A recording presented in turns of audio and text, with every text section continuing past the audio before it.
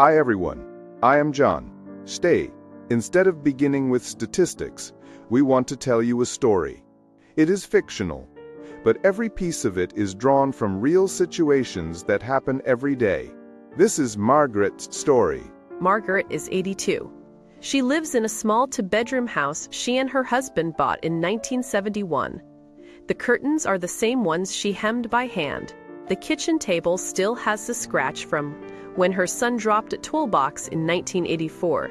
She is proud of that house. It is not just property, it is memory. Isolation is a common tactic. When someone controls information, they control perception. And when others stop visiting, the truth becomes harder to see. Daniel started small. Mom, let me handle the bills. It is easier on mine. Mom, you should not be driving anymore. Mom, I will keep your checkbook so you do not misplace it. Margaret hesitated, but she did not want to seem ungrateful. She told herself, he is just helping. Help and control can look similar in the beginning. That is what makes it so dangerous. Months passed. Margaret noticed she did not see her bank statements anymore. When she asked, Daniel said, "Do not worry about it. You will just get confused." He began answering her phone. He told neighbors she was having memory problems. He canceled her hair appointments because they were a waste of money. Margaret began to feel smaller inside her own home. Help and control can look similar in the beginning.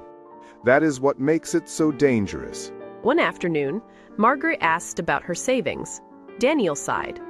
Mom, you do not have much left. You should be grateful I am handling things. That night, Margaret lay awake. She remembered the years she worked at the library. Careful budgeting. The envelopes marked emergency. She knew there had been more. But doubt crept in. Maybe I am forgetting. That is how emotional abuse works. It plants doubt. Isolation is a common tactic. When someone controls information, they control perception.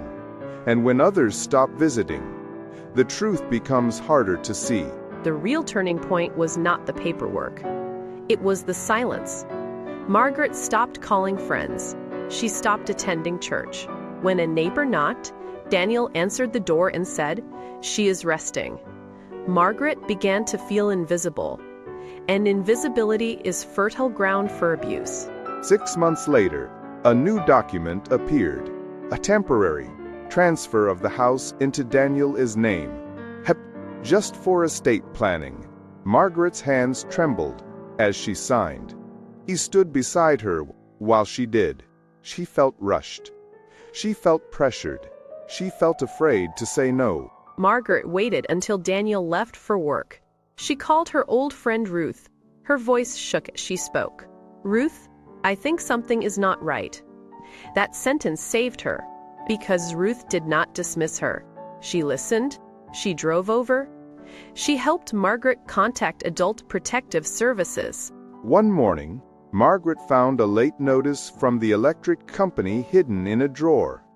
The account was in her name, but the address on file had been changed. That was the moment something inside her woke up. Fear, yes, but also clarity. Investigators uncovered unauthorized withdrawals. The deed transfer was legally contested. Margaret regained control of her accounts. But recovery was not just financial. It was emotional. Trust had been fractured. If you feel something similar, if someone controls your finances, your phone, your access to friends, if you are made to feel confused or incapable, pause. Trust your instinct. Call someone outside the situation. The National Elder Abuse Hotline, 1-833-372-8311. You are not betraying someone by protecting yourself. Margaret's story is fictional, but versions of it are unfolding right now, in apartments, in suburban homes, in senior communities. Abuse does not always look violent.